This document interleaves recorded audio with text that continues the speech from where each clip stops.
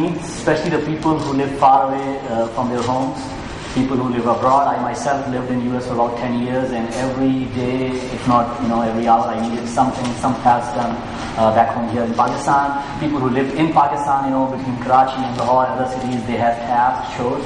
Many things you can get done through other services, but for some things, you need one of your own. You'll ask your mom, you'll ask your dad, your brother, sister, maybe your chacha or your mama, and hence mamuinpakistan.com. We are basically IT enablers, a task outsourcing service, primarily aimed at the expat Pakistanis, but when we started, that's what we thought. But we are learning very fast that within Pakistan, even within the city, people are hitting our website and saying, hey, I need this done or I need that done. Tasks are unlimited. The way we have used it is using the technology. I think the question does come to mind that why do we go to anybody can do that, but I think there's a lot of trust factor when you're talking about things like getting your own birth certificate while you are sitting in London, and you want it done from a small city outside Lahore where nobody, all of your gaonwalas are with you in London, or you want your marriage certificate translated, or a couple of the tasks that we got done for some of our customers, and I'll share a couple of examples with you. One of our customers who's based in California, a lady who's herself a doctor. Her mom was based in a city outside Multan, and she wanted her mom to go to a doctor in Lahore, get her tests done, and the reports be sent to her in US so she can review and consult and discuss with somebody learned enough using technology where 24/7 she has access to the reports and do all of that. So it's a complex model in that end, but we have figured a way to do it. The trust factor comes in with Tohfe.com. We are a premier brand for sending gifts across Pakistan, from outside and from within Pakistan for almost 3-4 years now. So we have a network set up in major cities and surrounding cities. We have alliance partners and agents that work for us. And for the customers, we are also already a trusting brand. I'll share some of the, nothing speaks more or louder than the customer itself. Some of the testimonials from our customers. Mr. K. Lal from Florida, he needed a birth certificate and he had just 2 weeks because he was applying for US immigration. So he needed a legit work done through a trustworthy website or a company to do it for them. And here's what he says, service of Mamu in Pakistan has been A1 grade 5-star. I think that's the trust that speaks. And he committed to market us, himself to his friends. Another customer, Ms. Faruqi from New Jersey, you can see various services. Services are unlimited again. Customers who are sitting in US or UK or Australia and they are visiting Pakistan. Some of us do not have any relatives, or nearby friends, and we are all aware of that. 10-15 years ago it was different.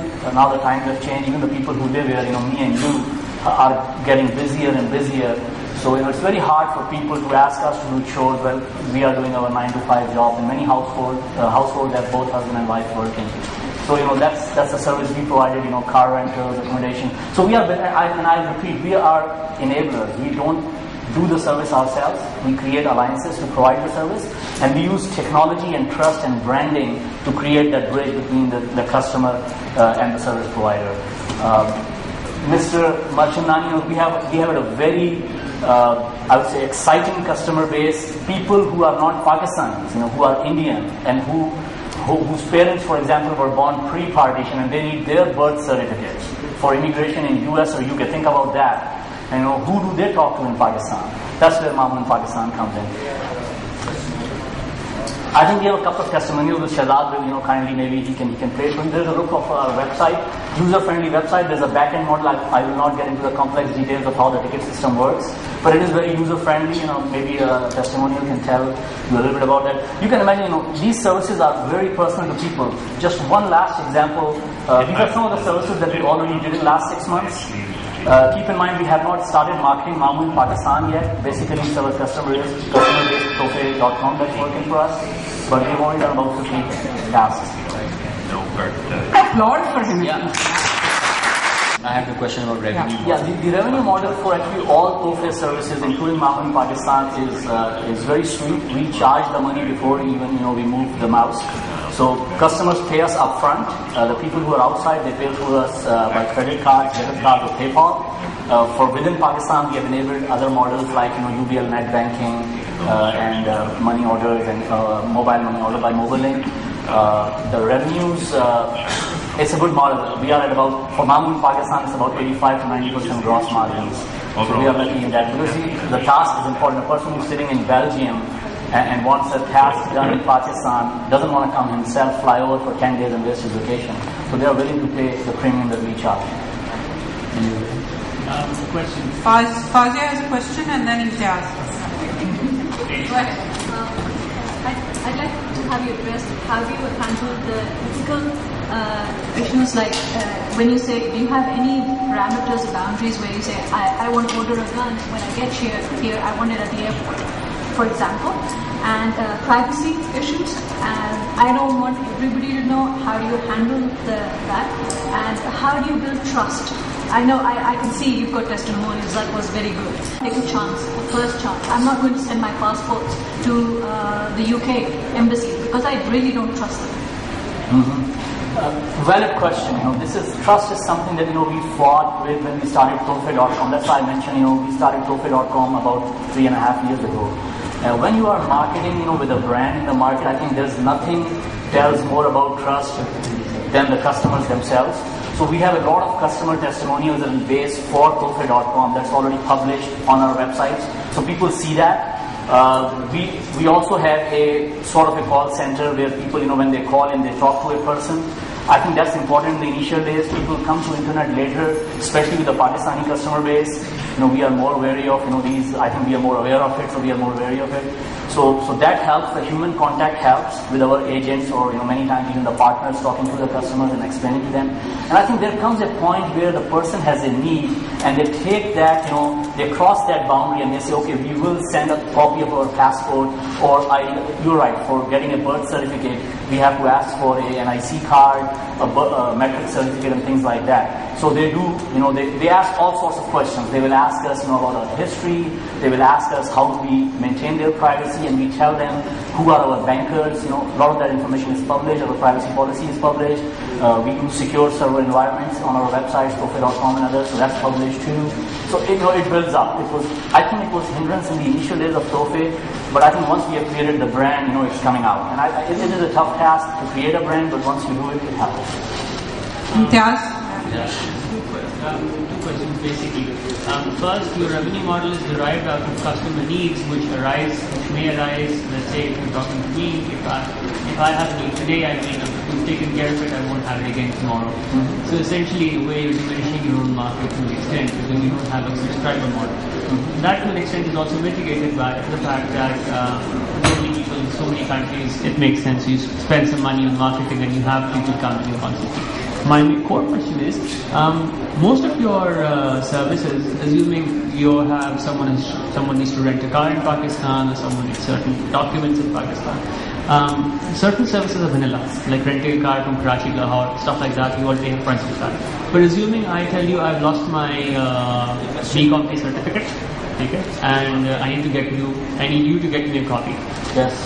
There will be certain clear costs for which you will have an invoice from the university for charges, and assuming if you're talking property papers, you'll be paying some few thousand rupees to the police for the cert certificate and some to the court and stuff like that. How do you quantify that cost to first of all the customer? If I'm going to do this stuff for you, it will cost you this much. B, how do you provide audit trail for that? Because clearly, if at any point of time someone comes and says, I paid $1,000 for example, getting some property papers,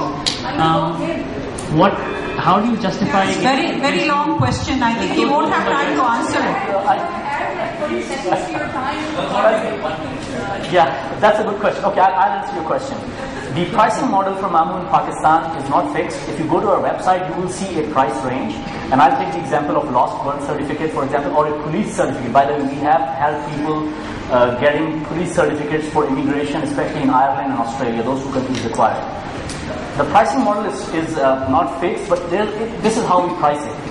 We upfront announce the Mamu in Pakistan fees, which is based on the task. For certain tasks, it is about $100, a birth certificate.